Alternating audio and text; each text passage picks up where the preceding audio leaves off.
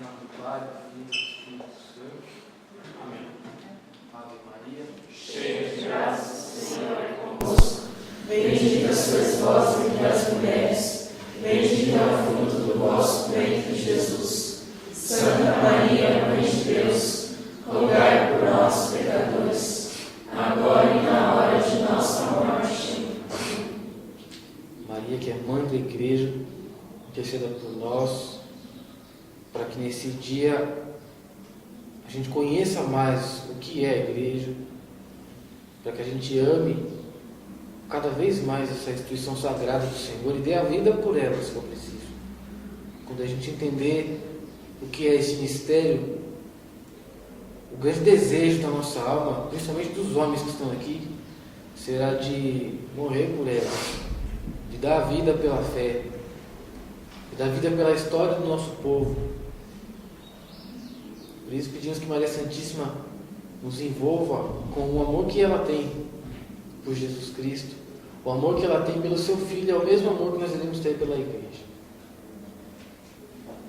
Nos consagramos a Maria Santíssima, colocamos no coração dela todo esse momento, que não seja cometida nenhuma injustiça, que aqui seja sempre falada a verdade, que toda confusão, toda dúvida do mal seja dissipada e que só fiquem realmente os questionamentos que o Espírito Santo inspirar no nosso coração. Que nós estejamos abertos, nosso coração agora esteja aberto, livre, para ouvir, para entender, para perguntar, e que o Senhor transforme a nossa vida a partir dessa reflexão. Glória ao Pai, ao Filho e ao Espírito Santo, como era no princípio, agora e sempre. Amém. Em nome do Pai, do Filho e do Espírito Santo. Pode sentar, gente.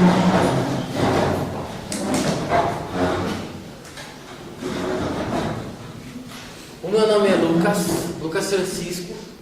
Então tem gente que me chama de Lucas, tem gente que me chama de Francisco, tem gente que me chama de Mor, depende daí do que vocês falam. Nesse caso só ela pode, né? Desculpa. Mas então, deixa eu explicar, retomar o que o Martin falou. O desafio JMJ desse mês é apresentar em 1 hora um pouco do que são os 2000 anos de história da Igreja. Ou seja, é impossível, é um desafio mesmo, tá? Então eu vou fazer da seguinte forma, eu vou começar com uma reflexão, não vai ser chato, vou dizer para vocês, uma reflexão sobre o que é a Igreja, né? Sobre esse mistério de poder contar uma história da Igreja. E depois eu vou pontuar alguns assuntos interessantes e importantes do que aconteceu ao longo desses 20 séculos aí, tá? Ao longo desse tempo que a Igreja está aqui no mundo, desde a fundação ali, alguns aspectos importantes, passando depois pela Idade Média, que é tão mal falada, depois pelo um pouco das guerras e da história recente aí, tá? Deixa eu ver, vocês têm quantos anos? 15? Quem tem 15? Menos de 15? Mais de 15?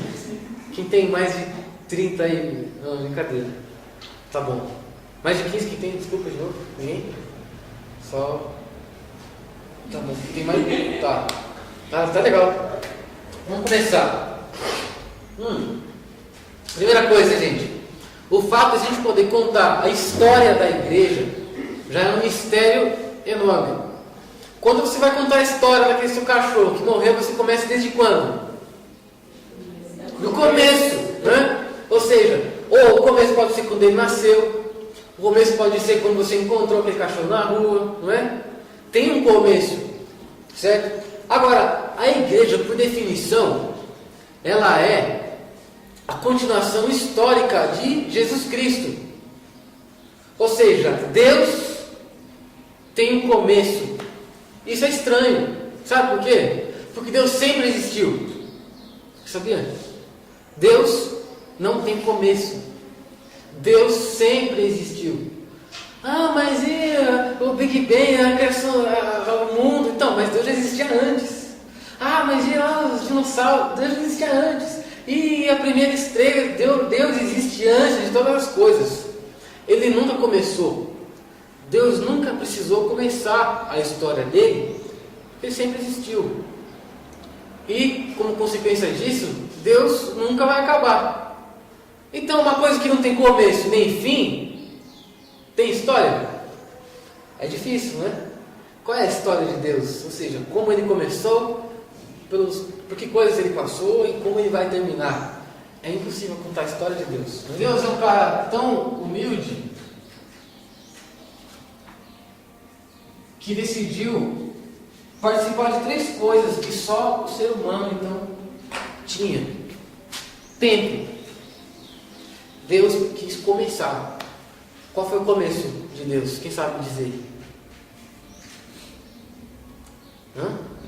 Começa a digitar essa frente ali, ó. Qual que é a última palavrinha? Como que começa um homem? Não estou fazendo. Como começa um homem? Não? Você, como você começou? Como você? Isso. Na concepção. No nascimento você veio para o mundo. Então Deus, ele entra no tempo. Quando nasceu Jesus Cristo? Você pega o calendário, você vai lá mais ou menos no ano 33, né? Não, no ano 0, no caso dele. No 33 foi a morte de Jesus Cristo, no ano 0, ele está lá. Você tem uma escala. Jesus Cristo começou aqui e terminou aqui. Depois ele ressuscitou, e agora o cara é fera, é infinito, o cara não acaba mais. Ele saindo da eternidade, entrando no tempo, ele precisa de uma coisa. Tudo que está nesse tempo, ele tem corpo. Seja um corpo desse aqui que não é vivo, seja um corpo como o nosso que é vivo, entendeu? Aqui, ó, tá batendo no coração agora que a namorada dele pegou na mão dele, tá aqui, entendeu? Tá vivo, tá acontecendo as coisas. Então Deus, que era só espírito, que é, entendeu, espalhado por todo mundo, resolveu dessa vez assumir um corpo. E depois, corpo de quê? Corpo de cadeira? Não. Corpo de... E o que é a história da igreja então? É mais ou menos isso aqui, ó. Cada um de nós, sendo homem ou mulher, com um corpo inserido no tempo, tem Deus morando dentro de si. É maluco isso, entendeu? Deus mora agora dentro dos homens, com os seus corpos, e Deus tem o mesmo Deus, ok? Quem garante que nós sejamos uma família?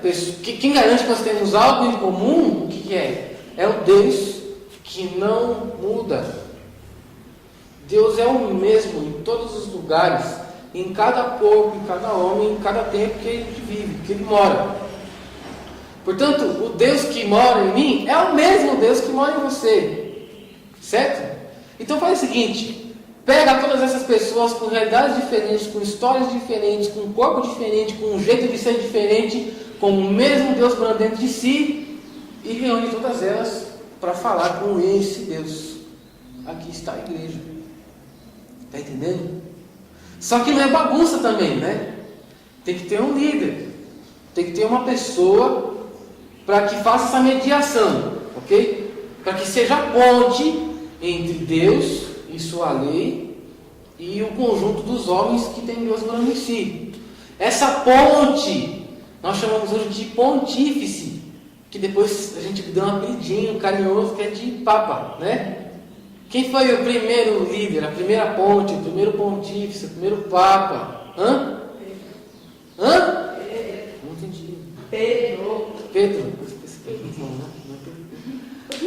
Pedro, então, foi a primeira pessoa escolhida para poder liderar esse grupo de pessoas que tinham histórias diferentes. Pedro, então, foi a primeira pessoa escolhida por Jesus Cristo para poder liderar esse povo. Até aqui tudo bem? Ficou mais claro? Assustei? Não? A igreja é o corpo de Cristo. Ela é um corpo só.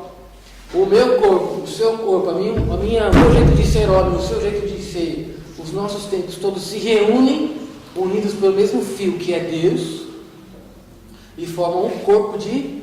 Mas, espiritualmente falando, Jesus Cristo é essa parte aqui do corpo, a cabeça, certo? Já ouviram falar isso? Jesus Cristo é a cabeça e daqui para baixo somos nós. Entendeu? Daqui para baixo é a igreja. E Jesus Cristo é a cabeça. A igreja é um corpo cuja cabeça... Então assim, a igreja era perseguida de uma forma... Né? O cara que começou a perseguir a igreja, que era o imperador romano, lembra do Augusto, César? Vocês já estudaram isso? César, Augusto... Vocês vão estudar isso aí depois, vocês pegam no professor. Tinha um cara lá no império, no reino todo onde Jesus Cristo nasceu, que tipo, era um manda-chuva, né? Era o cara que não detestava cristão e se mandar matar, tem que matar, porque se você não matar o cristão, daí eu mato você. Né? E o cara chamava de Diocleciano. O nome dele já não ajudava muito. Né? E, na verdade, ele começou uma perseguição aos cristãos, que os cristãos tinham que se reunir escondidos, nas catacumbas. Os cristãos tinham que desenhar na parede as imagens, né, contar as histórias. Mas católico com imagens, que coisa. Desde o começo, já desenhavam na parede as imagens dos santos, das pessoas que eles admiravam. Né? Contavam a história deles através dos desenhos. E aquilo, uma simbologia nasceu dali. Tinha o peixe, né? Que me lembra assim, ó. Se estiver errado, mas assim, o cara fazia assim, uma parte do peixe, aí esperava. Na areia. Aí o outro vinha e completava. Está feito o código. Então eles iam junto do lugar onde ia ser a missa. E fora o peixe, tinha outros símbolos, né? Tinha outras formas que eles se comunicaram com os códigos secretos deles ali. Né? Como foi que a igreja então conseguiu ser o que ela hoje, se ela era morta só por ser igreja? Se o pessoal morria, matava, pelo fato de o cristianismo existir, como é que a igreja sobreviveu? Graças a uma santa chamada Helena. Helena foi a mãe do próximo imperador, chamado Constantino. Santa Helena era muito católica, ela assumiu para si a religião, o cristianismo. Ela era católica, ou seja, ela estava de acordo com o todo. Entendeu? Não? E o filho dela virou imperador, era o próximo. O marido dela era imperador, o marido morreu e o filho assumiu, Constantino. E aí Constantino tinha uma batalha importantíssima para vencer. E ele não sabia mais o que fazer. Aí ele olhou para o céu assim, viu o sol. E aí no sol apareceu do nada, apareceu para ele uma cruz enorme assim no sol. E escrito assim em latim, que eu não sei dizer latim. Né? Então, aí Deus pensou assim, por este sinal, antigamente os caras se matavam. Do nada assim, ó, matei. A igreja católica vem e ensina, fala, não faz isso. Então, os caras, sei lá, se tinha uma doença, morria, porque não existia médico. A igreja católica foi lá e inventou o hospital. Pô, ninguém sabia ler. A igreja católica tinha escola, fundou a escola. Pô, ninguém tinha um diploma. A igreja católica criou as universidades. Pô, a igreja católica fez tudo praticamente tudo nesse período pela humanidade, pelo Ocidente, por esse lado de cada mapa. Entendeu? E com isso, a igreja também se envolveu, o laço ficou mais estreito entre o Estado, ou seja, o governo, tá? No caso, os imperadores, os reis, né? E ali os papas. Eles tinham um diálogo maior, eles tinham uma conversa maior. Em alguns casos, por exemplo, como corrupção existe em todo lugar, em alguns casos o governo quis se sobressair na relação. Né? Então, por exemplo, o governo se metia o dedo no Papa e falava, ó, Papa, você vai ter que chamar aquele cara para ser bispo, ele é amigo meu, é um chegado meu. E aí, o Papa, tá bom, deu errado, não vou dizer pro pessoal, o que? Fez besteira. Aí aquele cara lá que virou bispo, porque o governador mandou, porque o imperador mandou, não é um cara muito gente boa. Então o cara comprometeu a imagem da igreja, fez besteira, aí você vai por isso, entendeu? Então assim, tem que tomar cuidado com isso, tá?